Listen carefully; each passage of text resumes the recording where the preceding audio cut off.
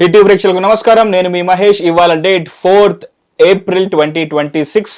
ఒక చారిత్రాత్మకమైన ఒక విప్లవాత్మకమైన మార్పులను చూస్తున్న రోజు. అదే 2026 అసెంబ్లీ ఎలక్షన్స్. అన్ని రాష్ట్రాల్లో కాదు, కొన్ని రాష్ట్రాల్లో ఏదైతే చెప్పానో, వెస్ట్ బెంగాల్, పుదుచ్చేరి, అస్సాం, కేరళం అండ్ తమిళనాడు, ఈ రాష్ట్రాల్లో జరిగిన 2026 అసెంబ్లీ ఎలక్షన్స్ యొక్క ఫలితాలు వెలువడుతున్న రోజు. ఇంకా పూర్తిగా వెలువడలేదు, కానీ ఈ పాటికే ఎవరు సీఎం అవుతారు, ఎవరు ఓడిపోయారు, ఎవరికి ఎంత ఎడ్జ్ వచ్చింది, ఎవరు దగా అంటూ మోసపోయారు, అన్ని తెలిసిపోతున్నాయి. సో పూర్తి నంబర్స్ గురించి కాకుండా ఇప్పటివరకు వచ్చిన ఈ ప్రెసెంట్ నంబర్స్ ఏవైతే కనపడుతున్నాయో వాటిని బేస్ చేసుకుని ఎవరికి ఆ ఎడ్జ్ వచ్చిందో, ఎందుకు ఆ ఎడ్జ్ వచ్చింది, అండ్ ఎంచుకున్న క్యాండిడేట్స్ అండ్ చేసిన క్యాంపెయిన్ అండ్ ఇతరత్ర విషయాలు అన్నిటి గురించి చర్చిద్దాం with senior political analyst and senior journalist Suresh Kochil గారితో. సార్ నమస్కారం. You looking good in a good suit. హ్యాపీగా కూడా ఉన్నట్టున్నారు. కొంచెం నిద్రపోయాను ట్రైన్లో బాగా రాత్రి, కానీ 3 గంటల నుంచి మేల్కున్నాను. మళ్ళీ 7 గంటలు కాగానే ట్రైన్ కూడా లేట్ అయింది. వాళ్ళు నెల్లూరుకి వెళ్ళాను. నేను అక్కడ ఒక సెమినార్ ఉండే, అక్కడ మాట్లాడడానికి వెళ్ళాను. ఓకే. సో టైర్డ్గా ఉన్నాను, కానీ మార్నింగ్ నుంచి మొదలైన ఛానల్లో తిరగడము.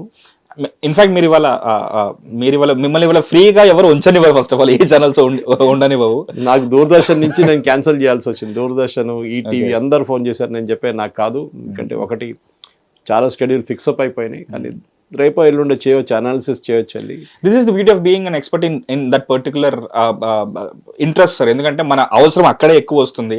అండ్ ఒక కోట్ కూడా ఉంటుంది, what life it is to be tired in job which you love అని చెప్పేసి. That is what happening. I love what I'm doing. అది ఎప్పుడు నేను చెప్తూనే ఉంటాను. నిన్న కూడా మాట్లాడుతున్నా, అదే చెప్పాను. మీరు love should do what you love to do. అది లేకుంటే పొద్దున్న లేసి ఉద్యోగంకి ఏమి వెళ్తావు, అట్లా రాకూడదు ఎప్పుడు. True. So before we discuss this, మీకు ఒక యాప్ చెప్తాను, దాని పేరు ECI Net. ఇప్పుడు నాకు సురేష్ కొచ్చిల్ సార్ చెప్పారు ఈ యాప్ డౌన్లోడ్ చేసుకోమని. ఎందుకంటే ఎలక్షన్ కమిషన్ ఆఫ్ ఇండియా వాళ్ళు రన్ చేస్తున్న యాప్ ఇది. ఇందులో మీకు ఆఖరికి క్యాండిడేట్స్ బయోడేటా కూడా ఉంది. సో ఇంకా పారదర్శకంగా రిజల్ట్స్ అసలు ఏంటి, ఎక్కడ అనలైజ్ చేయాలనుకుంటే కనుక మీకు ఈ యాప్ బాగా సహకరిస్తుంది. And will jump to today's discussion, that is election results. Sir చెప్పండి సార్, ఏ స్టేట్ తో స్టార్ట్ చేద్దాం? క్లీన్ స్వీప్ అయిపోయిన వెస్ట్ బెంగాల్ తో స్టార్ట్ చేద్దామా? ఆల్ఫాబెటికలీ స్టార్ట్ చేద్దాం. ఓకే. అస్సాం నుంచి. ఓకే. అస్సాంలో ఎక్స్పెక్టెడ్ రిజల్ట్, యాక్చువల్లీ ఇంకా ఫైనల్ రిజల్ట్ రాలేదు, కానీ చాలా మటుకు ఎక్స్పెక్టెడ్. బీజేపీ అలయన్స్ ఇద్దరు కలిసి ఆల్మోస్ట్ 95+ తీసుకెళ్తారు. దానికన్నా ఎక్కువ ఉంటుంది. బహుశా ఫైనల్ రిజల్ట్ వచ్చేదాకా రాత్రి అవుతుంది. మన ఈ వీడియో ఎడిట్ చేసి వచ్చేదాకా అప్పుడు బహుశా రావచ్చు. కానీ అస్సాంలో ఒక లెసన్ ఏంటి, అది చాలా ఇంపార్టెంట్. ఒకటి క్యాంపెయిన్ థీమ్ ఏముండే, ఎందుకంటే ప్రతి స్టేట్లో ఒక క్యాంపెయిన్ థీమ్ ఉండే. అవును సార్. వెస్ట్ బెంగాల్లో బీజేపీ మమతా బెనర్జీ వ్యతిరేకంగా కరప్షన్ కానీ, లా అండ్ ఆర్డర్ కానీ, ఈ ఇల్లీగల్ ఏలియన్స్ బంగ్లాదేశ్ నుంచి వాళ్ళ గురించి క్యాంపెయిన్ నడిపించారు. అస్సాంలో హిమంత బిశ్వ శర్మ, ఆయన క్యాంపెయిన్ అక్కడ ఉన్న మియా అంటే బంగ్లాదేశ్ నుంచి వచ్చిన ముస్లిమ్స్ని అక్కడి తీసేయాలని చెప్పి చాలా రోజుల నుంచి, వాళ్ళకు ఇప్పుడు కాదు, బహుశా నేను కాలేజీలో ఉన్నప్పటి నుంచి ఆల్ అస్సాం స్టూడెంట్స్ యూనియన్ కూడా పెద్ద జరిగింది. అప్పుడు రాజీవ్ గాంధీ గారు ఒప్పందం చేశారు. చాలామంది యంగ్స్టర్స్ చనిపోయారు పోలీస్ ఫైరింగ్ అంతా. దాంట్లో వాళ్ళకేముండంటే, మా అస్సాం ప్రొఫైల్ మార్చేస్తున్నారు, మీరు మా కల్చర్ మార్చేస్తున్నారు ఈ బంగ్లాదేశ్ నుంచి వచ్చిన వాళ్ళు. ఓకే. అది ఇందిరాగాంధీ గారు చేసిన ఒక తప్పు. 71 వార్ తర్వాత వచ్చిన వాళ్ళకి షీ గేవ్ పర్మిషన్ అనమాట. చాలామంది వచ్చి సెటిల్ అయిపోయారు, బెంగాల్ వైపు కానివ్వండి, మన అస్సాం వైపు అంతా. కానీ దాని తర్వాత పెద్ద గొడవ జరిగితే ఆల్ అస్సాం స్టూడెంట్స్ వాళ్ళు పోరాటం చేశారు. మా కల్చర్ పోయింది, మా ఫుడ్ హ్యాబిట్స్ పోయింది, భాష పోయింది, వీళ్ళు డ్రెస్ చేసి లుంగి వేసుకొని తిరుగుతారు, వీళ్ళు ఏంటి ఇదని చెప్పేసి పెద్ద గొడవ నడిచింది. దాని తర్వాత ఒక నేషనల్ రిజిస్టర్ ఆఫ్ సిటిజన్స్ చేయాలని నిర్ణయించుకున్నారు. ఎన్ఆర్సీ మన హైదరాబాద్లో మాట్లాడితే మన ఓవైసీ గారు కోపడతారు ఇప్పుడు, కానీ అస్సాంలో ఆల్రెడీ ఇంప్లిమెంట్ చేశారు. అది that to under supreme court guidelines. Basically మీరు ఇండియన్ సిటిజనా కాదా, నేషనల్ రిజిస్టర్ ఆఫ్ సిటిజన్స్ ప్రతి దేశంలో ఉంది, కానీ మన దేశంలో లేదు. మన దేశంలో ఒక సిటిజనా కాదా అని ఐడెంటిఫై చేయడానికి ఏ డాక్యుమెంట్ లేదు మన దగ్గర. పాస్పోర్ట్ వ్యాలిడ్ కాదు, మీ ఆధార్ కార్డు వ్యాలిడ్ కాదు, మీ బర్త్ సర్టిఫికేట్ వ్యాలిడ్ కాదు, ఏం వ్యాలిడ్ కాదు. సో మీరు ఒక ఇండియన్ సిటిజన్ ఎట్లా ప్రూవ్ చేస్తారు మీరు? So only ways by birth certificate, అది ఫోర్జ్డ్ ఉంటుంది. లేకుంటే 10th క్లాస్ సర్టిఫికేట్, అది కూడా ఫోర్జ్ చేయొచ్చు, అన్నీ ఫోర్జ్ చేయొచ్చు. Okay. So last is passport, కొంచెం వ్యాలిడిటీ ఉన్నాను పాస్పోర్ట్ ఉంటుంది. సో దాని పెద్ద స్టోరీ అది.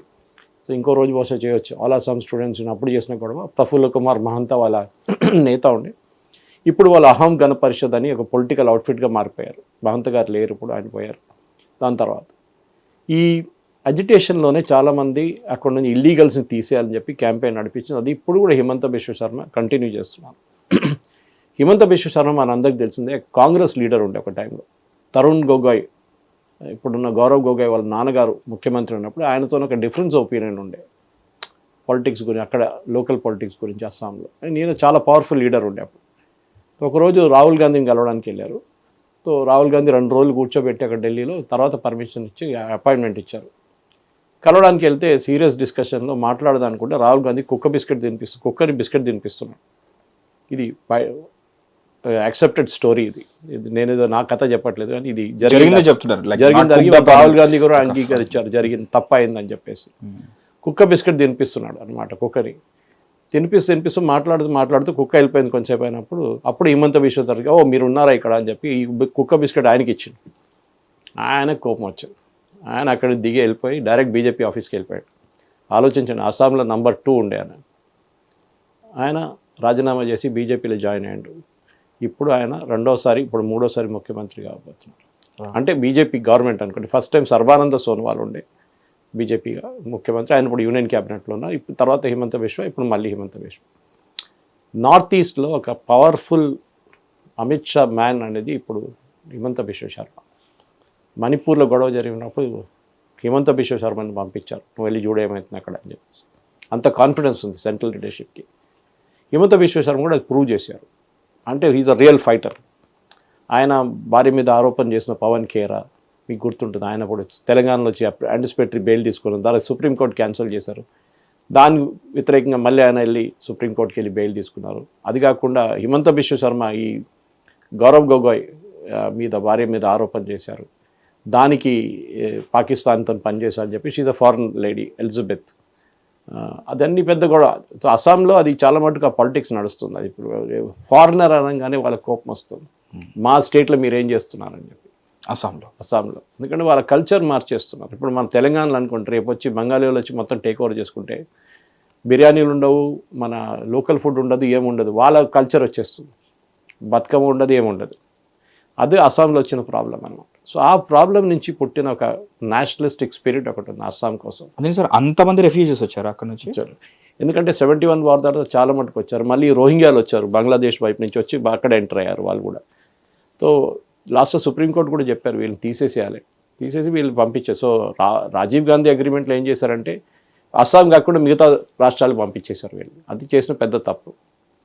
అది ఆ టైంలో ముస్లిం ఓట్స్ కోసం చేసిన పని. ఇప్పుడు కూడా అంతే. ఈసారి కాంగ్రెస్ గెలిచిన ఫస్ట్ లిస్ట్లో నేను చూసిన విన్నర్స్ లిస్ట్లో 22-23 మంది అప్పుడు నేను చూసిన టైంలో గెలిచిన వాళ్ళు 3 హిందువులు ఉన్నారు, మిగతా 20 మంది ముస్లిమ్స్. అంటే అంత మట్టుకు వాళ్ళు దాని మీద ఉన్నారు. ఇన్ఫాక్ట్ అక్కడ ఒక పార్టీ ఉంది ఏఐయుడిఎఫ్, నాకు తెలియదు ఎన్ని సీట్లు గెలిచారు చూడాలి ఇవాళ. ఏఐయుడిఎఫ్ బద్రుద్దీన్ అజ్మల్ అని చెప్పి ఒక బంగ్లాదేశ్ నుంచి వచ్చిన ఒక లీడర్, వాళ్ళ పార్టీ ఉంది. వాళ్ళు 25-26 సీట్లు వాళ్ళకి ఇన్ఫ్లుయెన్స్ ఉంది, ముస్లిం మెజారిటీ. నార్త్ అస్సాంలో ఉంటున్నారు అంతా. సో ఇది అస్సాంలో ఉన్న స్టోరీ. సో హిమంత బిశ్వ శర్మ ఆ నేషనలిస్టిక్ స్పిరిట్ని పెట్టుకొని గవర్నమెంట్ పర్ఫార్మెన్స్, ఎందుకంటే ఒక టైంలో 2014 దాకా అస్సాం అనగానే ఎక్కడో అస్సాం, ఎక్కడో north east, out of sight out of mind అంటాం ఇంగ్లీష్లో. డెవలప్మెంట్ లేదు, ఏం లేదు. ఇప్పుడు చూడండి లాస్ట్ 10-15 సంవత్సరాల్లో చాలా మటుకు మార్పులు వచ్చినాయి అక్కడ. బ్రిడ్జెస్ కానీ, మీరు రోడ్స్ కానివ్వండి, కనెక్టివిటీ ఇంప్రూవ్మెంట్, ఎయిర్పోర్ట్స్, కొత్త ఎయిర్పోర్ట్లు కట్టడం, ఉడాన్ కనెక్టివిటీ స్కీమ్ లాంటి స్కీమ్ తీసుకుని చాలా మటుకు చేస్తారు యూనియన్ గవర్నమెంట్, స్టేట్ గవర్నమెంట్ కలిసి. దాని డెవలప్మెంట్ ఆన్ గ్రౌండ్ కనిపిస్తుంది ప్రజలకి. బహుశా ఈసారి కూడా ఓటేళ్ళు అడిగినప్పుడు పర్ఫార్మెన్స్ మీద మాట్లాడారు, గవర్నెన్స్ మీద మాట్లాడారు. సో ఆబ్వియస్లీ హిమంత బిశ్వ శర్మకి అదొక పాజిటివ్ ఆస్పెక్ట్గా వచ్చిందనమాట. రెండవది మనం చూస్తే అక్కడున్న యంగ్స్టర్స్ కూడా ఉద్యోగం రావాలని చెప్పి అక్కడ ఉద్యోగాలు పెట్టడానికి మొదలుపెట్టారు. ఎందుకంటే మనకు తెలుసు నార్త్ ఈస్ట్ ఉన్న చాలామంది మన దగ్గర రెస్టారెంట్లో, బ్యూటీ పార్లర్లో అక్కడ పనిచేస్తాం. ఇక్కడ ఒకటే కాదు, మీరు బెంగళూరుకి వెళ్ళండి, ఢిల్లీకి వెళ్ళండి, ఎక్కడైనా వెళ్ళండి, ముంబైకి వెళ్ళండి. వాళ్ళు ఎందుకు ఇక్కడ రావాలి? వాళ్ళు అక్కడ ఎందుకు ఉద్యోగం చేసుకోలేకపోతున్నారు? వాళ్ళు చదువుకోవడం కూడా చాలామంది ఢిల్లీలో చదువుకుంటారు వచ్చి. అది మెయిన్గా వాళ్ళకి ఒకటి ఎడ్యుకేషన్, నెక్స్ట్ ఎంప్లాయ్మెంట్, ఇది 2 ప్రొవైడ్ చేయాలి. దానికోసం ఇప్పుడు చూడండి సెమీ కండక్టర్ ల్యాబ్ కడుతున్నారు అక్కడ అస్సాంలో. మీరు ఆలోచించలేరు ఒక టైంలో అది కూడా అక్కడ వస్తుందనేది. ఓకే, ఇది డెవలప్మెంట్ అనేది, ఆన్ గ్రౌండ్ డెవలప్మెంట్. దాని తర్వాత నార్త్ ఈస్ట్ కూడా, most of north east including Arunachal Pradesh వైపు కూడా వాళ్ళు రోడ్లు వేస్తున్నారు, డెవలప్మెంట్ చేస్తున్నారు. ఒక టైంలో ఏకే ఆంటనీ ముఖ్యమంత్రి మన డిఫెన్స్ మినిస్టర్గా ఉన్నప్పుడు ఒక స్టేట్మెంట్ ఇచ్చారు పార్లమెంట్లో, మీరు అరుణాచల్లో, లదాఖ్లో రోడ్ ఎందుకు కట్టట్లేదు అంటే అది చైనా వాళ్ళు కోప్పడతారు మనం కడితే అని చెప్పారు. Official statement, it is still there on record. ఆలోచించండి, అంత భయపడుతుండే చైనాని. మనం రోడ్ వేస్తే చైనా కోప్పడతారంట. ఆలోచించి, మన ఆర్మీ కావాల్సిన రోడ్ అదని. ఓకే, ఆర్మీ ట్యాంకులు తీసుకెళ్ళడానికి, ఆర్మీ ట్రక్స్ మూవ్ చేయడానికి అట్లా ఉండే పరిస్థితి. So I'm not surprised with Assam. కానీ నేను విన్నాను గౌరవ్ గొగోయ్ ఓడిపోయాడు అని. That is a big blow. Gaurav Gogoi is Congress face అస్సాంలో. వాళ్ళ నాన్నగారి పేరు అఫ్ కోర్స్ ఆయన వారసత్వం నడిపిస్తున్నాడు, కానీ ఆయన ఓడిపోవడం ఏంటి అది అర్థం కావట్లేదు. ఈ ఎలక్షన్ కన్నా ముందు, ఎలక్షన్ జరిగే ముందు కూడా, క్యాంపెయిన్ కన్నా ముందు అస్సాం ప్రదేశ్ కాంగ్రెస్ చీఫ్ బీజేపీలో చేరిపోయింది. ఓకే, ఆలోచించండి, ప్రదేశ్ కాంగ్రెస్ చీఫ్ బీజేపీలో చేరిపోయింది. అందుకని డిఫరెన్స్ ఒపీనియన్ అగైన్ ఉన్నాయి. ఆ కుక్క బిస్కెట్ స్టోరీ ఇప్పుడు మీకు తెలిసిపోతుంది ఎందుకు ఇంపాక్ట్ ఎందుకు ఉందనేది. ఆ రోజు హేమంత బిశ్వ శర్మ మాట విని సార్ట్అవుట్ చేసుకుంటే అయిపోతుండే. ఎవరైనా ఇద్దరు నడుమిట్లో డిఫరెన్స్ ఒపీనియన్ ఎప్పుడు ఉంటుంది పాలిటిక్స్లో. ఇప్పుడు ఏదైనా గొడవ ఉంటే అమిత్ షా ఏం చేస్తారు, ఇద్దరిని పిలిపిస్తారు, రా వచ్చి కూర్చో అని చెప్తారు, మాట్లాడతారు, ఇట్లా అని చెప్పి సార్ట్అవుట్ చేస్తారు. అది చేయకుండా మీకు ఇంట్రెస్ట్ లేదు, 2 రోజులు ఆయన అస్సాం భవన్లో కూర్చోబెట్టి తర్వాత అపాయింట్మెంట్ ఇచ్చి తర్వాత కుక్క బిస్కెట్ ఇచ్చినప్పుడు ఆయన న్యాచురల్ కోపడతాడు. ఆయన అదే జరిగింది. Assam I think Himanta Biswa Sharma credit. దానికోసం ప్రధానమంత్రి గారు కానీ అమిత్ షా గారిని ఎక్కువ ఎఫర్ట్ అక్కడ పెట్టలేదు. ఎంత ఎఫర్ట్ వాళ్ళు వెస్ట్ బెంగాల్లో పెట్టారో దానికి ఒక 10% కూడా అస్సాంలో పెట్టలేదు. కానీ వాళ్ళకి తెలుసు he will make it happen. అది మెయిన్, అది లీడర్ డ్రివెన్ లాగా వెళ్ళిపోయింది. Yes, correct. వెస్ట్ బెంగాల్ మొత్తం అమిత్ షా మొత్తం అందరూ అక్కడే ఉన్నారు కదా సార్. కరెక్ట్, గట్టిగా కూర్చొని క్యాంపెయిన్ చేశారు ఇక్కడ. Okay, so that's about Assam. So next sir. Yeah, next is west Bengal. మన జాగ్రఫికల్ ఏరియా నుంచి వద్దాం మనం. ఆల్ఫాబెట్ అనుకున్నాం, మళ్ళీ ఇప్పుడు జాగ్రఫీ. ఎందుకంటే ఒక కనెక్టివిటీ ఉంటుంది. ఓకే, వెస్ట్ బెంగాల్లో 3 సార్లు మమతా బెనర్జీ గెలిచారు. 2011లో బీజేపీకి 3 సీట్లు ఉండే, 3 ఎమ్మెల్యేలు వెస్ట్ బెంగాల్లో. అప్పుడు కాంగ్రెస్ సిపిఎం వాళ్ళ అపోజిషన్లో ఉన్నారు. మమతా బెనర్జీ ఫస్ట్ టైం గెలిచి వచ్చింది. 33-34 ఇయర్స్ ఆఫ్ కమ్యూనిస్ట్ రూల్ని ఆమె పక్కన పెట్టి ఆమె వచ్చిందనమాట. ఈ మమతా బెనర్జీకి ఒక అడ్వాంటేజ్ ఏముండే అంటే బీజేపీ వైపు నుంచి పవర్ఫుల్ లీడర్స్ ఎవరు లేరు ఆమెని అడ్డుకోవడానికి. ఓకే, ఇప్పుడు మన యోగి ఆదిత్యనాథ్ లాగా, లేకుంటే హిమంత బిశ్వ శర్మ లాగా, లేకుంటే ఫడ్నవీస్ గారు లాగా స్ట్రాంగ్ లీడర్ లేదు. సో ఆ బాధ్యత అంతా మోదీ గారి మీద, అమిత్ షా గారి మీద పడ్డారనమాట. అఫ్ కోర్స్ సువేందు అధికారి అని now the leader of opposition, ఆయన చాలా సంవత్సరాల నుంచి మమతా బెనర్జీ వ్యతిరేకంగా పోరాడారు. నందిగ్రామ్లో గెలిచారు, మమతా బెనర్జీ ఓడిపోయింది, మీకు గుర్తుంటుంది అది.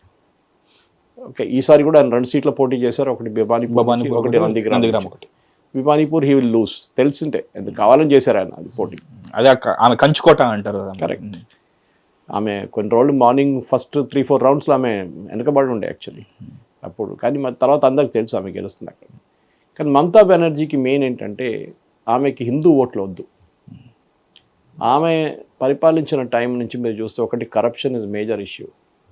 మీరు ఆ బెంగాల్ చిట్ ఫండ్ స్కామ్ ఉండే, శారదా స్కామ్ ఒకటి, దాని తర్వాత టీచర్స్ రిక్రూట్మెంట్ స్కామ్ ఒకటి ఉండే, ల్యాండ్ స్కామ్స్ ఉండే, చాలా స్కామ్లు ఉండే. అంటే వాళ్ళ పార్టీ వాళ్ళు ఆమె సంపాదించని చెప్పట్లేదు, కానీ ఆమె కూడా సంపాదించింది బాగానే. వాళ్ళ నెవ్యూ ఉన్నాడు అభిషేక్ బెనర్జీ అని, he was suppose to take over from Mamata Banerjee. ఆమె 70 అయింది ఆమెకి ఇప్పుడు ఆల్రెడీ.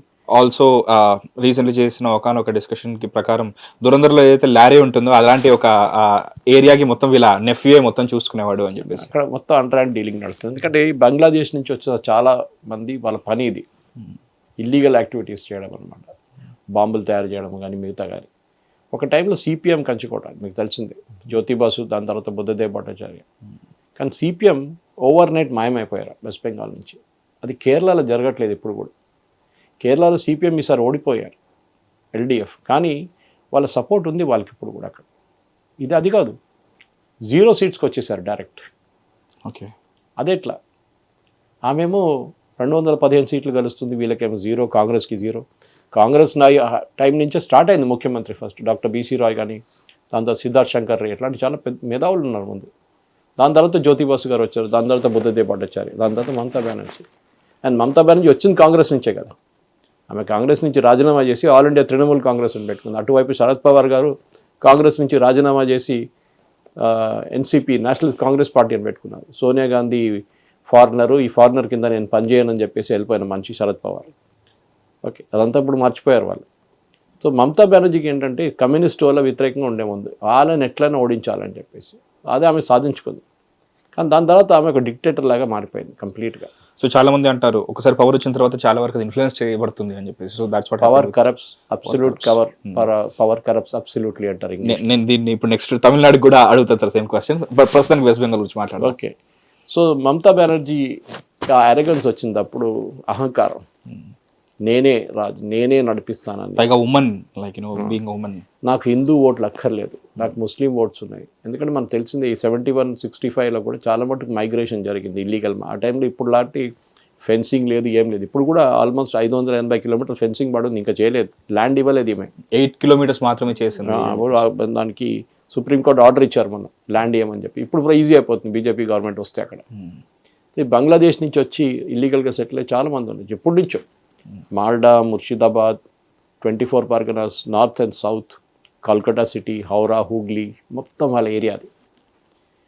ఎస్ఐఆర్ ప్రాసెస్ మొదలైనప్పుడే మమతా బెనర్జీకి భయం వచ్చింది. ఎందుకంటే దాంట్లో చాలా క్లియర్గా, ఇప్పుడు మన దగ్గర కూడా జరుగుతుంది ఎస్ఐఆర్ ప్రాసెస్ తెలంగాణ సార్, తెలంగాణలో కూడా. ఓకే, 2002 లాస్ట్ ఎస్ఐఆర్ జరిగింది, 2002, 2003లో. దాని తర్వాత ఇప్పుడు దాకా జరగలేదు. అది ఎందుకు, అది జరగాలి ఉండే యాక్చువల్ 10 సంవత్సరాలు చేయాలి రెగ్యులర్గా. స్పెషల్ ఇంటెన్సివ్ రివిజన్ అనేది వాళ్ళు ఏం చూస్తారంటే, ఫస్ట్ మీరు ఓటేసారా 2002లో, అప్పుడు మీరు అంటారు నాకు అప్పుడు 18 సంవత్సరాలు కాలేదు, ఐ వాజ్ స్కూల్ అంటారు మీరు. Great, no problem. మీ అమ్మ నాన్నగారు ఓటేసారా అని అడుగుతారు. వేసారండి. ఎక్కడండి? ఏదో ఒక కాన్స్టిట్యున్సీ పేరు చెప్పేస్తారు, హౌరా అని చెప్పేసి. ఓకే, ఏ బూత్లో నాకు తెలియదు, నో ప్రాబ్లం. వాళ్ళ దగ్గర డేటా ఉంటుంది, వాళ్ళు తీసి మీకు ఇస్తారు.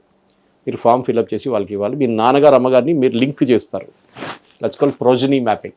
ఓకే, అంటే మీ ఆ నాన్నగారికి అమ్మగారికి మీరు పుట్టారు, ఆ బర్త్ సర్టిఫికేట్ పెట్టేస్తే లింక్ వచ్చేస్తుంది మీకు, అప్పుడు మీరు ఓటర్ అయిపోతారు. దీంట్లో చాలామంది బంగ్లాదేశ్ని దూరం వచ్చిన వాళ్ళు ఉన్నారు, లక్షల కోట్లు. ఇన్ఫ్యాక్ట్ లాస్ట్ లిస్ట్ మొత్తం తీసినప్పుడు 90 లక్షల మందిని తీసేసారు లిస్ట్ నుంచి.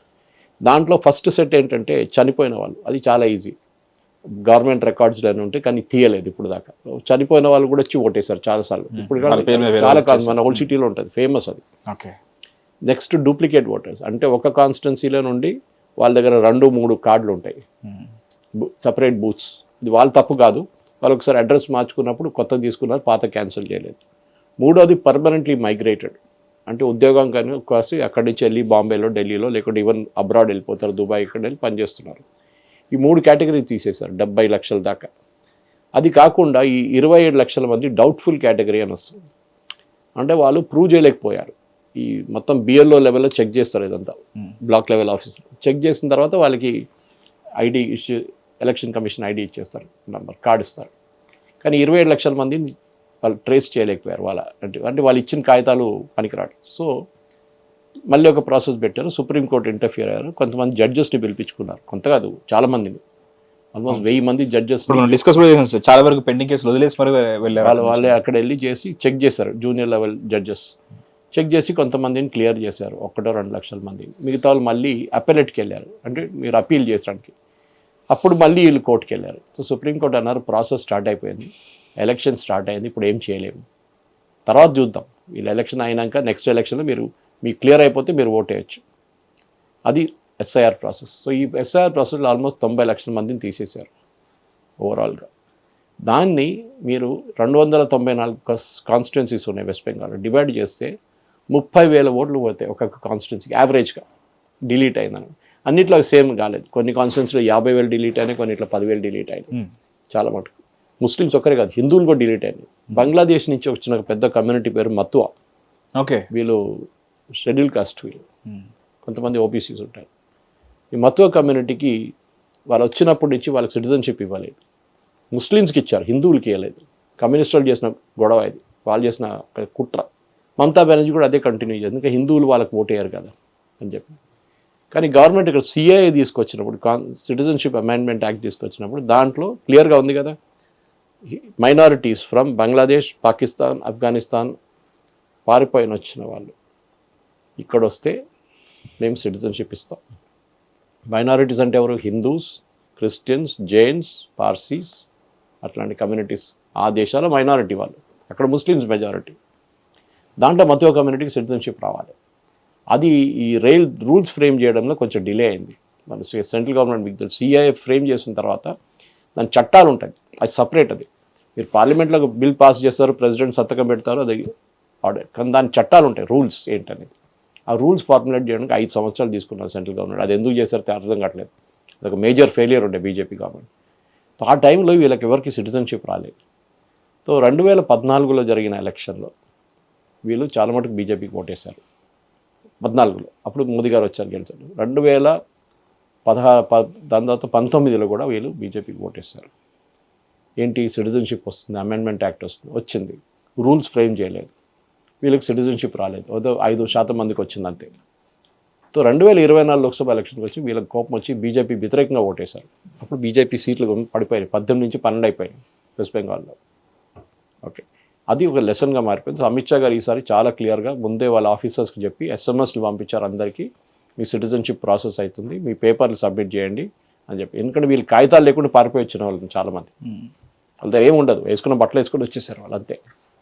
సో మీరు వాళ్ళ దగ్గర పాస్పోర్ట్ ఎక్కడ, నీ బర్త్ సర్టిఫికేట్ ఎక్కడ అంటే వాళ్ళ దగ్గర ఏం లేదు. అది సేమ్ విత్ పాకిస్తాన్ ఆల్సో. చాలామంది అక్కడి నుంచి డెస్పరేట్గా పారిపోయి వచ్చిన వాళ్ళు ఉన్నారు, ఆఫ్ఘనిస్తాన్ కూడా అంతే. ఇట్లాంటి పరిస్థితుల్లో ఈ మటువా కమ్యూనిటీకి ఈసారి బీజేపీకి ఓటేసినట్లు కనిపిస్తుంది.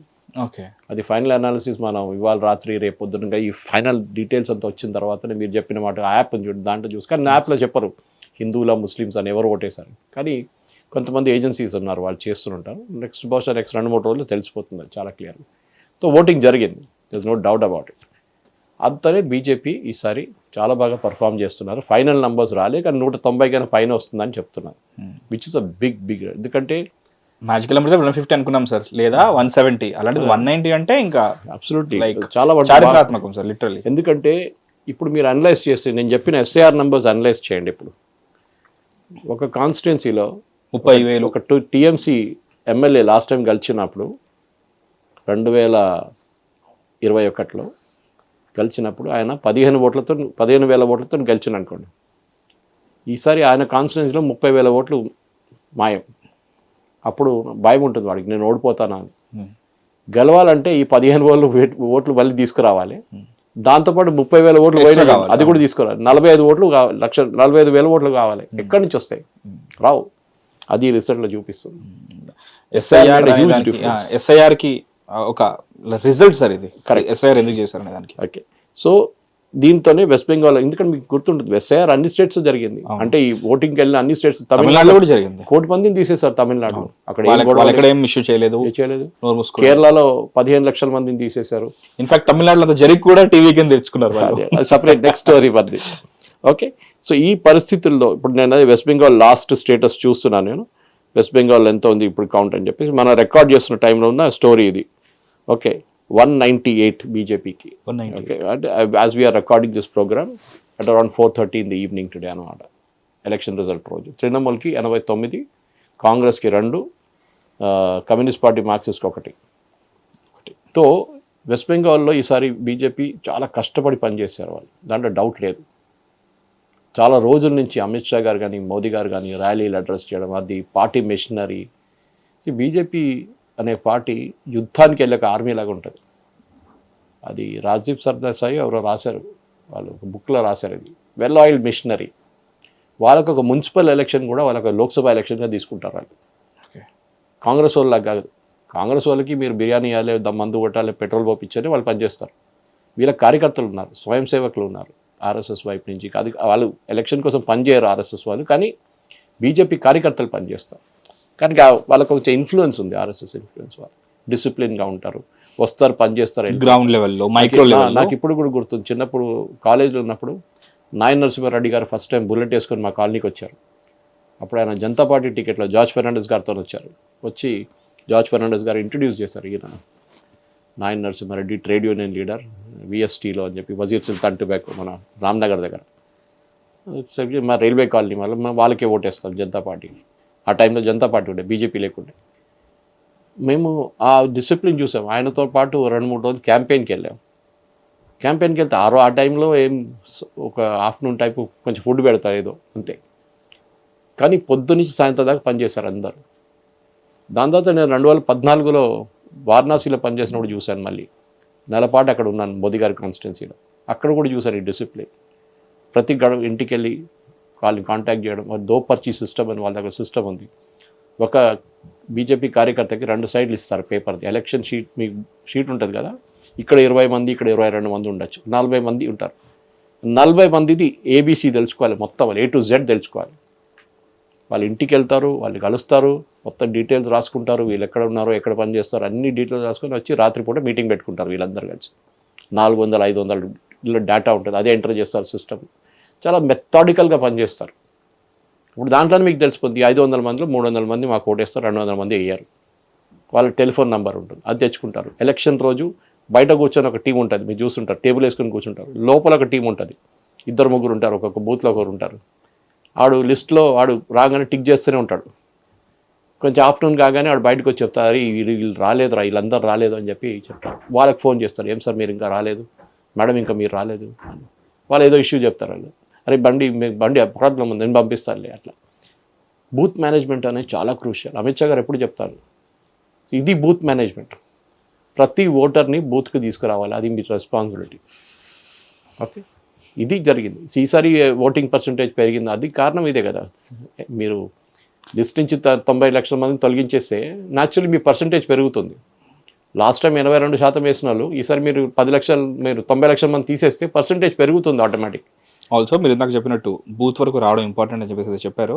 ఈసారి మీరు స్టేట్ పోలీస్ని కాదు, ఎందుకంటే స్టేట్ పోలీస్ మొత్తం ఎవరికి ఫర్గా ఉంటారో తెలుసు, అందుకని సెంట్రల్ నుంచి బలగాలు వచ్చాయి. సో ఎలా అసలు బెంగాల్లో ఎలక్షన్స్ అండ్ బెంగాల్లో పోలింగ్ అంటేనే ఏంటి చచ్చిపోలేదా ఎవరు అని చెప్పేసి అంత షాకింగ్ గా ఉంటారంట. సో మీకు హ్యాపీగా రండి, మినిమం 1000 మంది చనిపోతారని చెప్పేసి విన్నాను. నిజమే.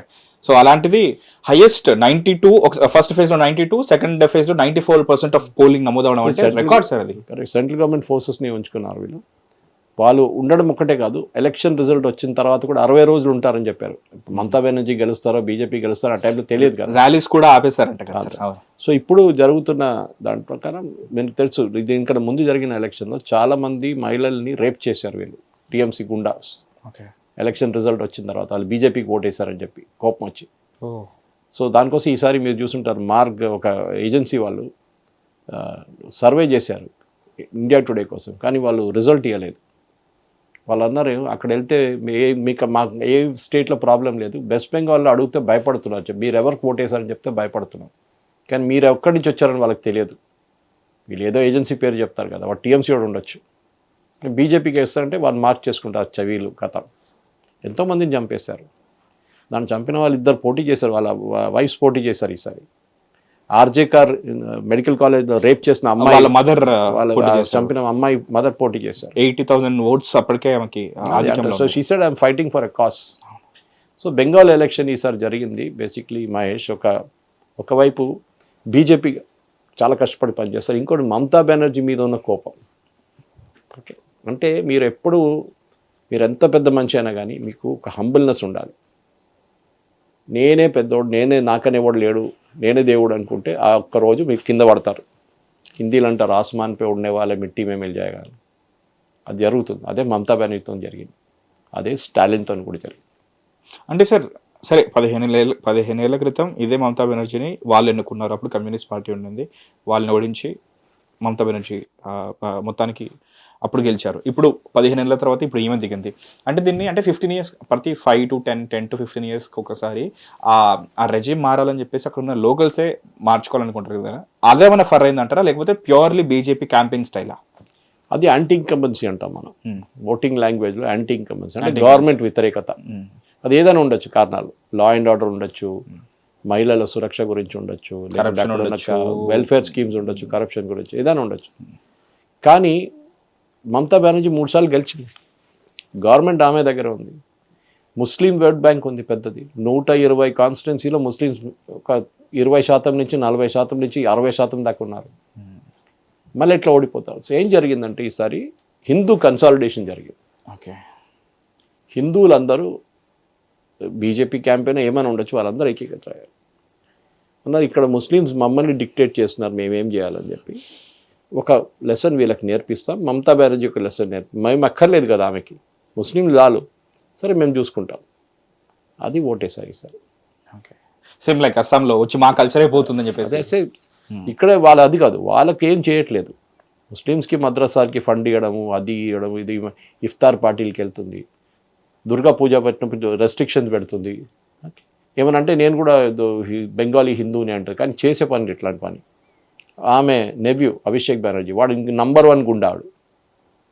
వాడు మాట్లాడుతున్న లాంగ్వేజ్ చూస్తే మనకు తెలిసిపోతుంది. అరెగెన్స్, నేను మా ఆంటీ తర్వాత నేనే నెక్స్ట్ అని చెప్పేసి. ఇప్పుడు వాడిని కూడా కరెక్ట్ వాని ప్లేస్ చూపించారు, ఎక్కడ కూర్చోవాలి అక్కడే కూర్చోవాలి. బహుశా పారిపోతాడు స్టేట్ నుంచి 100%. వాని మీద అంత ఎన్ని కేసులు ఉన్నాయి. లిటరల్లీ లారీ అని చెప్పేసి చెప్పారు సార్ అక్కడ. అదే ఈజ్ నంబర్ 1 గుండా. చూడ్డానికి బాగుంటాడు, హ్యాండ్సమ్గా ఉంటాడు, కానీ చేసే పనులు ఇట్లాంటి పనులు. అది సినిమా లాగానే అక్కడ సినిమాలు చూపించిన అక్షయ్ ఖన్నా వెరీ హ్యాండ్సమ్. అది that brings us to Tamil Nadu. Coming to Tamil Nadu sir, అంటే ఇప్పుడైతే మనం ఇక్కడ కూర్చొని డిస్కషన్ చేస్తున్నాం, అండ్ ఇది రాకముందు కూడా గత 2 వీక్స్ నుంచి కూడా ఏం జరగబోతుంది ఎలక్షన్స్ అనే ప్రాసెస్లో క్యాంపెయిన్ పరంగా కూడా చాలా ఉండింది. కానీ ఏ ఎక్స్పర్ట్ కూడా తమిళనాడు గురించి ఎవ్వరూ ఒక సైడ్ తీసుకోలేదు సార్. డిఎంకేయా, ఏఐఏడిఎంకేయా, లేకపోతే కొత్తగా వచ్చిన విజయ్ దళపత, ఎవరు గెలుస్తారు అనేది అన్ప్రెడిక్టబుల్ అని చెప్పారు. అన్ప్రెడిక్టబుల్ గానే వచ్చింది సార్ రిజల్ట్ కూడా తమిళనాడు విషయంలో. కరెక్ట్. తమిళనాడులో జరిగింది ఏంటంటే, ఒకటి విజయ్ వచ్చినప్పుడు అందరూ అనుకున్నారు ఆయనకి గ్రౌండ్ సపోర్ట్ ఉంది కానీ పార్టీ అపరేటస్ లేదండి. ఈ పవన్ కళ్యాణ్ కేసులో చూడొచ్చు మీరు. Same like shadow politics of AP అనుకున్నారు, అలాగే రిపీట్ అవుతుంది. ఏదో పార్టీ జెండా మోస్తారు మొత్తానికి అనుకున్నారు, బట్ నిజంగా చారిత్రాత్మక విజయం సార్ ఇదైతే. పవన్ కళ్యాణ్ ఫస్ట్ టైం వచ్చినప్పుడు ఆయనకి కాడర్ లేకుండా ఏం లేకుండా ఆయన స్పీచ్లు ఇవ్వడము, రోడ్ల మీద చాలా మంది లక్షలాది మంది చూడడానికి వస్తారు, కానీ ఓట్లు కన్వర్ట్ కాలేదు. తర్వాత ఆయన నాయుడు గారితో కలిసినప్పుడు ఆ పార్టీ అపరేటస్ పనికి వచ్చింది. అప్పుడు కదా సార్ మీరు వస్తారు కానీ ఓట్లు కన్వర్ట్ చేయడం, అదే నేను చెప్పాను చూడండి, బూత్ మేనేజ్మెంట్ చాలా క్రూషియల్. అది మోదీ గారి ర్యాలీకి 10 లక్షల మంది వస్తారు. ఇప్పుడు పరేడ్ గ్రౌండ్లో ఉంది ఎల్లుండి సండే రోజు మీటింగ్, 3 లక్షల 5 లక్షల మంది ఎక్కడి నుంచో వస్తారు. వాళ్ళు ఎవరు? అది పార్టీ కార్యకర్తలకు తెలియాలి, వాళ్ళు ఎక్కడి నుంచి వచ్చిండ్రు, వాళ్ళ పేరేంటి, వాళ్ళ అడ్రస్ ఏంటి, వాళ్ళు ఓటుగా మార్చుకోవడానికి. అది మీకు ఇద్దరు అపారిటస్ ఉండాలి, దానికి కార్యకర్తలు ఉండాలి. అందరూ వచ్చిన పేరు రాసుకోవడం కాదు చెప్పేది, కానీ మీకు ఉంటుంది. ఆడ బస్సులో వచ్చిన 20 మంది ఉంటారు, దాంట్లో బస్సులో ఒకటి పెట్టేసేయండి, అరే నువ్వు అందరు డీటెయిల్స్ తీసుకోరా ఎవరో వస్తున్నారు, వాడు రాసుకుంటాడని మొబైల్ నెంబర్తో సహా. అది ఆ డేటా యూజ్ చేసుకోవాలి. సో అక్కడ కానీ ఈసారి జరిగింది ఏంటంటే, తమిళనాడులో అన్లైక్ వాట్ హ్యాపెండ్ ఆంధ్రప్రదేశ్లో పవన్ కళ్యాణ్తో జరిగింది. తర్వాత ఈ సక్సీడెడ్ పవన్ కళ్యాణ్ 21 కొట్టేసి 100% సక్సెస్ రేట్. విజయ్ యంగ్స్టర్స్ని అట్రాక్ట్ చేశారు. అక్కడ తమిళనాడులో పాలిటిక్స్ ఏంటంటే, ఒకటి యాంటీ హిందీ.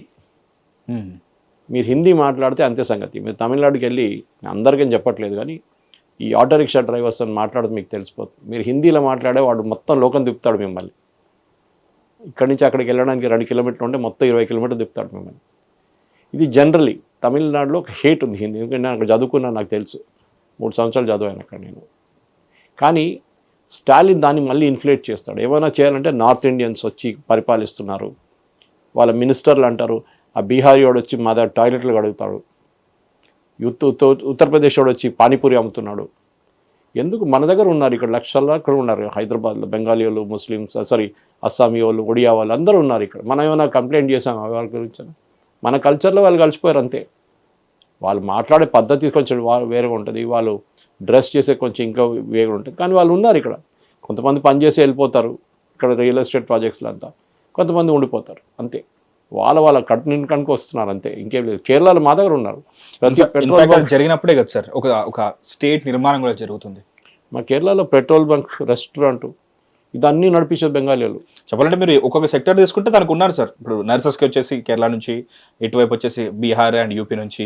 ఫాల్స్ రూఫింగ్ చేస్తారు, యూపీ వాళ్ళు చేస్తారు, వాళ్ళ ఎక్స్పర్టీస్ దాంట్లో, వాళ్ళ ఎక్స్పర్ట్స్ ఉన్నారు. సమ్మర్, ఇప్పుడు ఈ సమ్మర్కి ఈ ఏసీ మేనేజ్మెంట్ అదే. సో ప్రతి దానికి ఎక్స్పర్ట్ వారు వస్తే పని చేస్తారు. కానీ వాళ్ళ వ్యతిరేకంగా క్యాంపెయిన్ నడిపించి, నీట్ ఎగ్జామ్ వ్యతిరేకంగా క్యాంపెయిన్ నడిపించి సుప్రీంకోర్టు వెళ్ళారు. సుప్రీంకోర్టు ఎన్నోసార్లు చెప్పారు నీట్ ఎగ్జామ్ రాయాల్సిందే. కాదు, మా తమిళనాడు వాళ్ళు నీట్ ఎగ్జామ్ రాయకూడదు, మాకు డైరెక్ట్ అడ్మిషన్ ఉండాలి మా మెడికల్. అది ఎట్లా ఇస్తారండి? మీ మెడికల్ కాలేజ్ నడిపిస్తున్న అందరూ పొలిటీషియన్స్, మీకు డబ్బులు సంపాదించడానికి ప్రతి సీట్కి 50 లక్షల నుంచి కోటి రూపాయలకి అమ్ముకుంటారు సీటు. అది సుప్రీంకోర్టు పక్కన పెట్టి నీట్ ఎగ్జామ్ రాయండి, ఎంట్రన్స్లో ఎంత మార్క్ వస్తే దాని మీద మీకు ర్యాంక్ వస్తే దాని మీద సీట్ వస్తుంది మీకు. అది కాదు నీట్ అంటే ఒక స్టేట్ ఒక ఒక ఒక దేశంలో భాగమైనప్పుడు అందుకే నేషనల్ ఎంట్రన్స్ టెస్ట్ కదా సార్ అది. అది మా ఒక్కరినే ఎక్స్క్లూడ్ చేయాలంటే అది అన్నింటిలో ఉన్నాయి వాళ్ళకి. ఇది ఒకటే కాదు, మీరు చూసుంటారు సడన్గా సౌత్ మేము 100 రూపాయలు పంపిస్తున్నాం ట్యాక్స్, కానీ మాకు 14 రూపాయలు వస్తుంది సెంట్రల్ గవర్నమెంట్ నుంచి ఫండింగ్. అరే అది ఎట్లా అవుతుంది అంటే మీరు ఇప్పుడు నేను ఎగ్జాంపుల్ ఇస్తాను, అదే ఎగ్జాంపుల్ హైదరాబాద్ ఇస్తాను. హైదరాబాద్లో మనం ట్యాక్స్ కంట్రిబ్యూట్ చేస్తే 70% ఉంటుంది ఇక్కడ నుంచి. సిటీ చుట్టుపక్కల ఈ డిస్ట్రిక్ట్ సంగారెడ్డి, బెడ్చల్, మల్కాజిగిరి, లింగంపల్లి ఆ ఏరియా అంతా కలుపుకుంటాయి. 70% ట్యాక్స్ ఇక్కడి నుంచి వస్తాయి. అంటే 100 రూపాయలు 70 రూపాయలు ఇక్కడి నుంచి వస్తాయి. కానీ ఖర్చు చేసేటప్పుడు సిద్దిపేట, కరీంనగర్, ఆదిలాబాద్ అంతా ఖర్చు పెడతారు కదా డెవలప్మెంట్కి. మనం అడుక్కొచ్చు, అది మనం అడగొచ్చు రేపు, అరే అది ఎట్లా రేవంత్ రెడ్డి గారు మేము ఇచ్చిన డబ్బులు మీరు అక్కడట్లే ఖర్చు పెడతారు, ఇక్కడే ఖర్చు పెట్టారు. అదే లాజిక్ కదా ఇది కూడా. నేను ఇచ్చే 100 రూపాయలు సెంట్రల్ గవర్నమెంట్ డిఫెన్స్ చూసుకుంటుంది, సెంట్రల్ గవర్నమెంట్ రోడ్లు కడుతుంది, సెంట్రల్ గవర్నమెంట్ స్కీమ్స్ ఉన్నాయి. మీకు ఈ 14 రూపాయలు కాకుండా మీకు ఆల్మోస్ట్ 60 రూపాయలు తిరిగి వస్తుంది మళ్ళీ స్కీమ్స్ లాగా. కానీ అది ప్రజల నడుమిట్లో ఒక కన్ఫ్యూజన్ క్రియేట్ చేయడానికి, అంటే anti Hindi, anti Modi, anti north Indian ఇదే ఉంటుంది. మొన్న ఉమెన్స్ రిజర్వేషన్ బిల్ వచ్చినప్పుడు బ్లాక్ షర్ట్లు వేసుకొని ప్రొటెస్ట్ చేశాడు స్టాలిన్, తగలబెట్టాడు బిల్లు. ఏమనుకున్నా అది ఇది అనుకోండి, ఏమైంది, స్టాలినే ఓడిపోయాడు. ఆలోచించాడు, ఒక ముఖ్యమంత్రి ఓడిపోయాడు, అంత పవర్ఫుల్ మనిషి, ఎవరు ముట్టలేరు అట్లాంటి అనుకున్నారు, ఈయన ఎవరు ముట్టలేరు. ఇక తనకు లెగసీ ఉంది.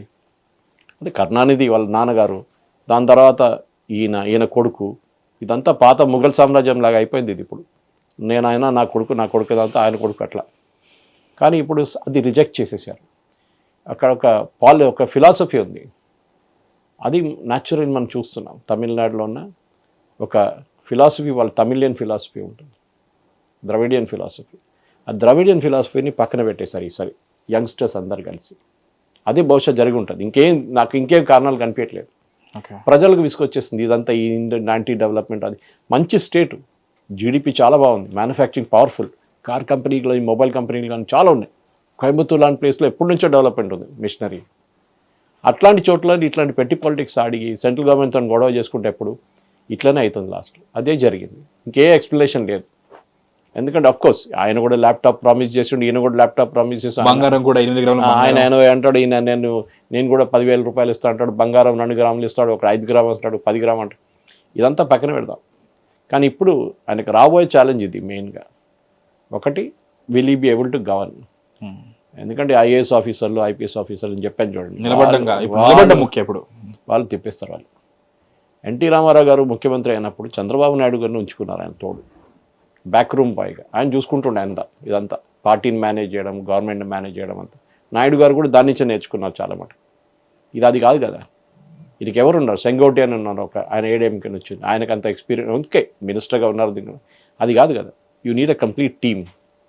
నాయుడు గారు వచ్చినప్పుడు నాకు గుర్తుంది, ముఖ్యమంత్రి అయిన ఎస్వి ప్రసాద్, రందీప్ సుధాన్, ఇట్లాంటి వాళ్ళు చాలామందిని ఆయన ఐఏఎస్ ఆఫీసర్స్ని ఉంచుకున్నారు. If you are not brilliant individually, surround yourself with brilliant people అంటారు, వాళ్ళు చూసుకుంటారు మిమ్మల్ని. And also when it comes to ఒక స్టేట్ మేనేజ్మెంట్ ఆబ్వియస్లీ టీమ్ గానే ఇది ఒక పెద్ద ఛాలెంజ్గా ఉండదు. ఒకటే మనకి ఇప్పుడు ఫైనల్ నంబర్స్ రాలేదు, ఆయనకి ఆన్ హిజ్ ఓన్ మెజారిటీ రాదనుకుంటాను నేను.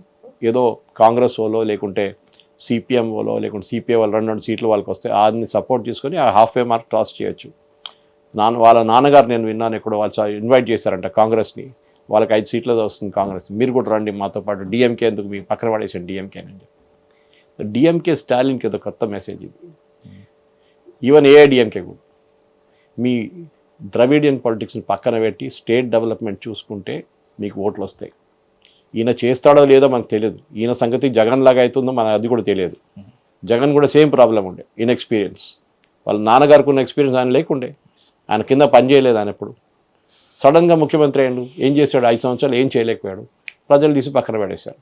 అది ఈవెన్ ఈయనతో కూడా కావచ్చు, రేపు విజయ్తో కూడా. You have to prove your self. 5 సంవత్సరాలు సరిపోదు, నాకు 15 సంవత్సరాలు కావాలి, ఇవ్వడు. ఎవ్రీ 5 years రిపోర్ట్ కార్డు ఇవ్వాలి. ఆ రిపోర్ట్ కార్డు మంచిగా ఉంటే వాళ్ళు పాస్ చేస్తారు, లేకుంటే ఫెయిల్ చేసి పడేస్తారు ప్రజలు. అది ఈ ద్రవిడియన్ మెంటాలిటీ అంటే ఏంటి సార్? లైక్ అది వాళ్ళ ఫిలాసఫీ, ద్రవిడియన్ ఫిలాసఫీ నుంచి వీళ్ళందరూ వచ్చారు, పైకి వచ్చారు. అది వీళ్ళ పార్టీ ఫార్మేషన్ అక్కడి నుంచే మొదలైంది. ఈవీఆర్ నుంచి, ఆయన వైపు నుంచి, మళ్ళీ తర్వాత అన్నాదురై తర్వాత కరుణానిధి అట్లా వాళ్ళ ఫిలాసఫీ ద్రవిడియన్. అంటే వాళ్ళు అంటారు Tamil the greatest religion. Okay, no problem, greatest religion. Modi గారు అంటే యాంటీ టు ఆరియన్సా, అదెంత ఉంది, అది చాలా పెద్ద స్టోరీ అది. If you read about Dravidian philosophy, అది అంగీకరిస్తున్నారు. చోళాలు కానీ పల్లవాస్ కానీ they are all great kings, no doubt about it. కానీ మన దగ్గర కూడా ఉన్నారు కదా పెద్ద పెద్ద కింగ్స్, కాకతీయాలు ఉన్నారు, పరిపాలించారు, వాళ్ళు కూడా చేశారు కదా. కానీ వాళ్ళు ఒక ద్రవిడియన్ ఫిలాసఫీ అంటే ఒక బేసిక్లీ చిన్నప్పటి నుంచే మిమ్మల్ని ఒక యాంటీ హిందూగా, హిందూ రిలీజన్ వద్దు, గుడికి వెళ్ళక్కర్లేదు. అది వాళ్ళ కేరళలో ఉన్న కమ్యూనిస్ట్ వాళ్ళు అదే ప్రాబ్లం వీళ్ళకి కూడా. స్టాలిన్ వాళ్ళ వైఫ్ వెళ్తారు గుడికి, అన్ని గుడికి వెళ్తున్నాము, కానీ ఈయన వెళ్ళాడు. హిందూ రిలీజన్ గురించి అన్నారు, మీకు గుర్తుంటుంది ఉదయనిధి స్టాలిన్ ఏమన్నారు, సనాతన ధర్మ గురించి, అది కోవిడ్ లాగా ఉంటుందంట, మలేరియా లాగా ఉంటుందంట. ఏమైంది ఇప్పుడు? వాళ్ళు చూపించారు ప్రజలు, తక్కువ ఉండొచ్చు హిందూ బ్రాహ్మణ్ పాపులేషన్, కానీ కానీ హిందువులు కలిసి ఓటేస్తారు సార్.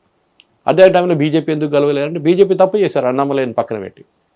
బీజేపీ వీళ్ళతో పొత్తు పెట్టుకోకూడదు ఏఐడిఎంకేతో, వాళ్ళు సపరేట్గా పోటీ చేసి వాళ్ళు గెలిస్తే, ఈవెన్ 3 సీట్లు గెలిస్తే కూడా చాలా బాగుంటుంది. అన్నామలైని పక్కన పెట్టింది అన్నిటికంటే పెద్ద తప్పు ఈ క్యాంపెయిన్లో. అది అమిత్ షా గారు ఎందుకు చేశారు నాకు అర్థం కాదు. అంటే ఇప్పుడు మీరే అన్నారు కదా సార్, తమిళనాడులో ఇప్పుడు టీవీకి ఎలాగైతే గెలిచిందో, ఇప్పుడు ఇతను గవర్నెన్స్ పరంగా ప్రూవ్ చేసుకుంటాడా లేదా అని. సో ప్రూవ్ చేసుకోవాలంటే అతను కావాల్సిన లీడర్షిప్ క్వాలిటీస్, సో అన్నామలైలో కూడా అవి ల్యాక్ అవుతున్నాయి, అతన్ని ప్రిపేర్ చేస్తున్నారు, ఆ ప్రాసెస్లో పక్కన పెట్టారు అని చెప్పి అంటున్నారు. అన్నామలైకి అడ్మినిస్ట్రేటివ్ ఎక్స్పీరియన్స్ ఉంది, ఆయన ఐపీఎస్ ఆఫీసర్, దాని నుంచి రాజీనామా చేసి పాలిటిక్స్కి వచ్చాను కదా. సో ఆయనకి ఎక్స్పీరియన్స్ ఉంది, అంటే అఫ్కోర్స్ ముఖ్యమంత్రిగా ఎక్స్పీరియన్స్ కాదు నేను చెప్పేది, కానీ ఆయన పని చేసినప్పుడు చూడండి, తమిళనాడులో ప్రతి బూత్కి వెళ్ళారు. ఏ బూత్లో చాలా 90% బూత్లో ఎవరు లేకుండే బీజేపీకి. సంవత్సరం పాటు తిరిగి ప్రతి బూత్లో 10 మందిని అపాయింట్ చేసి వాళ్ళతో మాట్లాడి మోటివేట్ చేశారు. దానికోసం బీజేపీ ఓట్ షేర్ ఎలక్షన్ తర్వాత ఎలక్షన్ అన్నామలై వచ్చిన తర్వాత 15% దాకా వచ్చింది. 5%, 4% ఉండే ముందు. అది నేర్చుకోవాలి. సో చేసిన తప్పు ఇది. సో బీజేపీ కూడా వాళ్ళ వైపు నుంచి లాంగ్ టర్మ్ చూసుకోవాలి. కానీ ద్రవిడియన్ పాలిటిక్స్లో నాకు చాలా, విజయ్ గెలిచారని కాదు, I was very happy with this fellows getting knocked of. AIADMK కానీ డిఎంకే చాలా అరగెన్స్ పోయి, ఎస్పెషల్లీ డిఎంకే. సో వాళ్ళ మీద హేటెడ్ ప్లస్ అయింది. నెక్స్ట్ ఏఐడిఎంకేకి ఏంటంటే జయలలిత మేడం పోయిన తర్వాత, ఆమె చనిపోయిన తర్వాత ఇప్పుడు కొత్త లీడర్ లేరు వాళ్ళ దగ్గర. ఎడప్పాడి పళనిస్వామి, ఆయనకి కరిష్మా లేదు, ఏం లేదు. That is where Annamalai had an advantage and Joseph Vijay had an advantage. Of course last is my own state Kerala. Sir Puducherry కూడా ఉంది sir. Puducherry was expected. Puducherry ఆయన పాపం తప్పట్లేరు, గెలుస్తారు. 20 సీట్లు వచ్చింది అనుకుంటా ఈసారి. Then we'll know how much is the total thing. Narayana Swamy garu, కానీ ఆయన చాలా మంచి మనిషి. ఈవెన్ మోదీ గారు కూడా చాలా రెస్పెక్ట్ ఇస్తారు ఆయనకి. So there is nothing wrong with it, ఏమన్నా. Okay, now coming back to Kerala, మీ స్టేట్. ఎస్, సో కేరళలో ఎందుకు ఈసారి ఇట్లాంటి రిజల్ట్ వచ్చింది, అది చాలా పెద్ద ఒక క్వశ్చన్ అన్నమాట. దాన్ని చెప్పాలంటే బేసిక్లీ ఒక ముఖ్యమంత్రి వ్యతిరేకంగా ఒక యాంటీ ఇన్కంబెన్సీ ఉంటుందా, పార్టీ వ్యతిరేకంగా ఉంటుందా అని ఒక పెద్ద క్వశ్చన్ ఉంటుంది ఇప్పుడు. ఈ ముఖ్యమంత్రి వ్యతిరేకంగా ఉంది. కమ్యూనిస్ట్ భావజాలం అంటే కలిసి పనిచేయడం అంటుంది. ఈ ముఖ్యమంత్రి ఎట్లా కాదు. ఈయన వచ్చినప్పటి నుంచే పినరాయి విజయన్ ఒక మావో లాగానో, ఒక స్టాలిన్ లాగానో, ఆ స్టాలిన్ రష్యన్ స్టాలిన్, తమిళనాడు స్టాలిన్ కాదు, లేకుండా మన Kim Jong Un north Korea, అట్లా బిహేవ్ చేస్తారనమాట. ఎవరిని పక్కన రానియడు, ఎవరిని ట్రస్ట్ చేయరు, మినిస్టర్ని మంచిగా పర్ఫామ్ చేసే వాళ్ళని తీసి పక్కన పడేస్తారు. కరప్షన్లో నంబర్ 1. గోల్డ్ స్కామ్ మనకు తెలుసు, ఎయిర్పోర్ట్ పట్టుకున్నారు అది. దాని తర్వాత శబరిమల ఇష్యూ వచ్చింది. లా అండ్ ఆర్డర్ ఫస్ట్ ఉండే, దాని తర్వాత గోల్డ్ క్లాడింగ్ తీసేసారు, అది ఇంకో స్టోరీ. అది శబరిమల దాంట్లో చాలామంది మీద ఇప్పుడు కూడా 5,000 నుంచి 6,000 కేసులు ఇప్పుడు నడుస్తున్నాయి. ఆయన పెట్టిన కేసులు, లాఠీ చార్జ్ చేశారు, మహిళలు కొట్టారు, చాలా చేశారు ఆయన. దాని తర్వాత ఆయన కూడా ఉంది కదా కమ్యూనిస్ట్ భావజాలం అంటే ఏంటి, గుడికి వెళ్ళకూడదు, రిలీజన్ అని లేదు. కానీ అదే గుడికి దేవస్వం గుడి పెట్టి డబ్బులు గుంజుకుంటారు, హుండీల నుంచి, అక్కడి నుంచి, ప్రసాదం నుంచి అంతా. అది వాళ్ళకి ప్రాబ్లం లేదు. ఇప్పుడు రీసెంట్లీ వాళ్ళ కూతురు వ్యతిరేకంగా కూడా కరప్షన్ కేసు వచ్చింది. ఆమెకి ఒక కంపెనీ ఉంది కేరళలో, రుటైల్స్ అండ్ మినరల్స్ అని చెప్పి, కేరళ రుటైల్స్ అండ్ మినరల్స్. వాళ్ళు ₹1,30,00,000 ఇస్తుంది నెలకి, ₹1,30,00,000. ఎందుకు అని చెప్పి ఎంక్వైరీ చేస్తే ఆమె Microsoft word, Microsoft Excel install చేస్తుందంట సిస్టంలో. దానికి ₹1,00,00,000 అంట. మనందరూ తెలుసు, ఈవెన్ ఒక క్లాస్ 7 అమ్మాయి మైక్రోసాఫ్ట్ వాళ్ళే ఇన్స్టాల్ చేసుకుంటారు. నార్మల్ లీగల్ వర్షన్ చెప్తున్నాను, ఎవరు చేయక్కర్లేదు, అంత పెద్ద పని కాదు. ₹1,00,00,000 ఇవ్వడానికి లంచం ఉండే, దాని లంచంకి ఇంకో పేరు చెప్పారు. ఇది తర్వాత అందరు నవ్వినప్పుడు వాళ్ళకి అర్థమయ్యేది ఇది కరెక్ట్, వాళ్ళు చెప్పిందంత కరెక్ట్ కదా, మైక్రోసాఫ్ట్ వర్డ్కి ఇన్స్టాల్ చేయడానికి ₹1,00,00,000 ఏంటి అని నెలకి. సో ఆమె వ్యతిరేకంగా కరప్షన్ కేసెస్ చాలా ఉన్నాయి. సో అది కాకుండా ఆయన అరెగెన్స్, అహంకారం, చెప్పాను చూడు నేనే అన్నీ నేనే అని. వాళ్ళ దగ్గర ఒక మినిస్టర్ ఉండే కేకే శైలజ అని చెప్పి, కోవిడ్ టైంలో ఆమె హెల్త్ మినిస్టర్ ఉండే, చాలా బాగా పనిచేస్తుంది. మీకు గుర్తుండే కేరళలో కోవిడ్ కేరళ నుంచి స్టార్ట్ అయింది. చైనా నుంచి వచ్చినాక మెడికల్ చదువుతున్న అమ్మాయి, మెడిసిన్ చదువుతున్న అమ్మాయి, మలయాళీ అమ్మాయి మా హోమ్ టౌన్కి వచ్చింది, కొచ్చిన్కి వచ్చి ట్రిచ్చూర్కి వచ్చింది. అక్కడ స్టార్ట్ అయింది ఫస్ట్ కేసు. ఓకే, కేరళలో ఫస్ట్ స్ప్రెడ్ అయింది కోవిడ్. కానీ కేరళ హెల్త్ సిస్టమ్ చాలా బాగుంటుంది. చిన్న ఊర్లో కూడా ఒక హాస్పిటల్ ఉంటుంది. అది పెద్ద advantage. And health care system is the best even compare to Sweden and Finland, అంత బాగుంటుంది. సో అక్కడ ఆమె ఇమీడియట్గా దానికి కావాల్సిన ఎక్స్పర్ట్స్ని తెచ్చుకొని పీపీ కిట్లు అన్నీ అరేంజ్ చేసింది, చాలా బాగా హ్యాండిల్ చేసింది ఆమె. ఇంతకు ఆమెకి ఒక యుఎన్ అవార్డు కూడా వచ్చింది. ఇది ఈయనకు నచ్చలేదు. అరే నాకన్నా పాపులర్ ఎవరు అయిపోతున్నారు ఇక్కడ, రేపు ఈమె కూడా రేపు ముఖ్యమంత్రి క్యాండిడేట్ కావచ్చు కదా. సో ఆయన ఆమెని క్యాబినెట్ని తీసేశారు. రీజన్ ఏమని చెప్పారు సార్? రీజన్ ఏం లేదు. పినరాయి విజయన్ రీజన్ అడుగుతారా మీరు? అంతే సంగతి. ప్రెస్ వాళ్ళు పిలిచి గెట్అవుట్ అన్నాడు, ఒకరోజు పిలిపించి గెట్అవుట్ అన్నాడు. ఎందుకంటే వాళ్ళు ఏదో ప్రశ్నలు అడుగుతారు, భయపడ్డాడు. ఎవరో చెప్పారు వచ్చి సార్ ఏదో గోల్డ్ స్మగ్లింగ్ గురించి ఏదో అడుగుతారంటే అందరు గెట్అవుట్ అన్నాడు. నోరు మూసుకొని వెళ్ళారు అందరు. అట్లా ఉన్నారు. మాట్లాడిన పెద్ద బయటకు వచ్చి మోదీ గారిని తిడతారు ఇదే ప్రెస్ వాళ్ళు. పినరాయి విజయన్ అడ్డుకోవడానికి దమ్ము లేదు వీళ్ళకి. యాంటీగా ఏం లాయర్ కూడా సార్ అక్కడ? ఆయన ఒక డిక్టేటర్ లాగా మారిపోయాడు. Okay, dictator, absolute dictator. ఇంట్లో స్విమ్మింగ్ పూలు, 10 ఆవులు వాళ్ళ కోసం. సీఎం అఫీషియల్ రెసిడెన్స్లో రెనోవేషన్కి కోట్లు ఖర్చు చేశాడు. లిఫ్ట్ పెట్టుకున్నాడు. సరే చేయండి, మీకు వాయిస్ ఓల్డ్ అయినప్పుడు కొంచెం లిఫ్ట్ కాలుకు ప్రాబ్లం ఉంటే లిఫ్ట్ పెట్టుకుని ఎవరు వద్దనట్లేదు. మనం ఇండిపెండెంట్ హౌసెస్లో కూడా చూస్తాం, ఇక్కడ లిఫ్ట్ పెట్టుకుంటారు కొంత ముసలోళ్ళు ఉన్న వాళ్ళు. కానీ ఈయన అది కాదు. ఒక యాత్ర చేసిండు కేరళలో, నార్త్ కేరళ నుంచి ట్రివాండ్రం దాకా ఒక బస్సులో. ఆ బస్సు మీద ఖర్చు పెట్టిండు ఒక 5 కోట్లు. అది కాకుండా ప్రతిరోజు తిండి పెట్టడానికి కాంట్రాక్టర్స్ దగ్గర నుంచి, పెట్రోల్ బంక్ ఓనర్ దగ్గర నుంచి డబ్బులు గుంజుకున్నారు. ఈ మినిస్టర్స్ అందరూ ఒక 40 మంది మినిస్టర్స్ తిరిగారు తోడు. అది ఒఫీషియల్ సీఎం జియోలో ఉంది. అది పెట్రోల్ బంక్ ఓనర్స్ కాంట్రాక్టర్స్ దగ్గర డబ్బులు తీసుకొని, గవర్నమెంట్ దగ్గర డబ్బులు లేవు తిండి పెట్టడానికి. ఇది సంగతి. ఇట్లాంటి ముఖ్యమంత్రి వ్యతిరేకంగా కాంగ్రెస్ ఇప్పుడు గెలిచారు. అక్కడ కేరళలో 2 ఫ్రంట్స్ ఉంటుంది, 2 అలయన్సెస్ ఎప్పటి నుంచో. ఒకటి పేరు UDF, united democratic front. Congress, Muslim League, దీంట్లో 2 పెద్ద ప్లేయర్లు. ఇటువైపు LDF, left democratic front, CPM, CPI, దాని తర్వాత చిన్న చిన్న పార్టీలు. వీళ్ళే ఎప్పుడు పోటీ చేస్తుంటారు. కేరళలో లూజింగ్ విన్నింగ్ మార్జిన్ ఎప్పుడు 2,000 ఓట్లు 3,000 ఓట్లు ఉంటుంది. ఓకే, దానికన్నా ఎక్కువ రాదు ఎప్పుడు. ఈవెన్ సీట్లు కూడా 140 స్థానాలు ఉన్న సీట్లు ఉన్న అసెంబ్లీలో వీళ్ళకి 73 వస్తే వాళ్ళకి అంత తక్కువ 68 అంత వస్తుంది. ఇది నార్మల్. కానీ 15 సంవత్సరాల ముందు నుంచి మోదీ గారు వచ్చినప్పటి నుంచి బీజేపీ రావడం మొదలుపెట్టారు. 3%, 4% ఓట్లు అంటే బెంగాల్ లాంటివి. కానీ బెంగాల్ ఇంకొక ఎక్స్ట్రీమ్కి వెళ్ళిపోయారు. ఇక్కడ మ్యాక్సిమం 15%కి వచ్చేసారు ఇప్పుడు. కేరళలో హిందువులు మైనారిటీ, 43% హిందువులు ఉన్నారు కేరళలో. సో ఆ ముగ్గురు స్ప్లిట్ అయిపోతారు. ఒకరు సిపిఎం కోటేస్తారు ఒక గ్రూపు, నెక్స్ట్ గ్రూప్ కాంగ్రెస్కి, బీజేపీ. దానికోసం బీజేపీకి 15% వస్తుంది. ఓకే, ఏ రోజు కమ్యూనిస్ట్ వాళ్ళు ఓటు చేసే వాళ్ళు వెస్ట్ బెంగాల్లో చేసినట్ల బీజేపీకి వేస్తే ఆ రోజు బీజేపీ 10 సీట్లు గెలుస్తుంది. ఇవాళ యాజ్ ఆఫ్ నౌ 3 సీట్లు గెలవబోతున్నారు BJP, which is a record. ఎందుకంటే దీనికన్నా ముందు నేను అనుకుంటాను 2-3 ఎలక్షన్ల ముందు, అసెంబ్లీ ఎలక్షన్ ముందు 1 సీట్ గెలిచారు నేమం నుంచి, సబబ్ ట్రివాండ్రం. ఇప్పుడు అక్కడ రాజీవ్ చంద్రశేఖర్ గారు పోటీ చేస్తున్నారు, స్టేట్ ప్రెసిడెంట్. ఆయన కూడా బహుశా గెలుస్తారు. 2 సీట్లు ఆల్రెడీ గెలుచుకున్నారు బీజేపీ. ఓకే, సో ఇది పరిస్థితి. కేరళలో ఒక ఏం చెప్తారు, అహంకారం నిండిన మంచి తల మీద ఏం చెప్తారు కిరీటం పెట్టుకుని తిరుగుతున్నాడు. ఆయన తీసి పక్కన చెత్తగొడ్లు పడేశారు ఇవాళ. అది జరిగింది అక్కడ. Nice. So this is overall thing. మనం రేపో ఎల్లుండి కూర్చొని కొంచెం డీటెయిల్గా టచ్ స్క్రీన్ మీద అనలైజ్ చేసి, బై ది టైం ఈ వీడియో చూసేసరికి ఇంకా క్లియర్ నంబర్స్ కూడా వచ్చేసి ఉంటాయి. సెలబ్రేషన్ స్టార్ట్ అయిపోయి ఉంటాయి. ఆ నంబర్స్ గురించి ఇంకా క్లియర్ నంబర్స్ ఉంటే ఇంకా ఎక్కడ లైక్ ఒక్కొక్క కాన్స్టిట్యూషన్ వైజ్ ఏం జరిగింది అనేది ఇంకా బెటర్గా తెలుసుకోవచ్చు. We can go constituency wise, no problem. Okay, will do that. And like you know చారిత్రాత్మక విజయాలు సార్ నిజంగా ఇవి. ఎందుకంటే బెంగాల్లో అసలు ఈసారి బీజేపీ రాకపోతే ఇంకెప్పటికీ రాదు అనే సిచ్యువేషన్ నేనున్నాను. అలాంటిది మొత్తానికి అక్కడ మొత్తం లైక్ యూనో జెండా పాతారు. ఎట్ ది సేమ్ టైం తమిళనాడులో కూడా ఆ అన్ప్రెడిక్టబుల్గా ఏమవుతుంది అనుకుంటే తమిళనాడులో ఇది జరగడం, కేరళం అది నేను ఎక్స్పెక్ట్ చేసిందే, అండ్ అస్సాం తెలిసిందే ముందు, పుదుచ్చేరి కూడా మీరే చెప్పారు ఇప్పుడు. సో ఓవరాల్గా ఇది ఈ నంబర్స్ వెనకాల ఉన్న లైక్ ఆ క్యాంపెయిన్ కానీ ఆ ముఖ్య ఉద్దేశం కానీ స్టార్టింగ్ నుంచి జరగడానికి కానీ, అంటే సంవత్సరం మొత్తం మనం సిలబస్ చదువుకుంటాం కానీ ఎగ్జామ్లో ఏం రాసాము దాని నుంచి వచ్చిన రిజల్ట్ అనేది ముఖ్యం.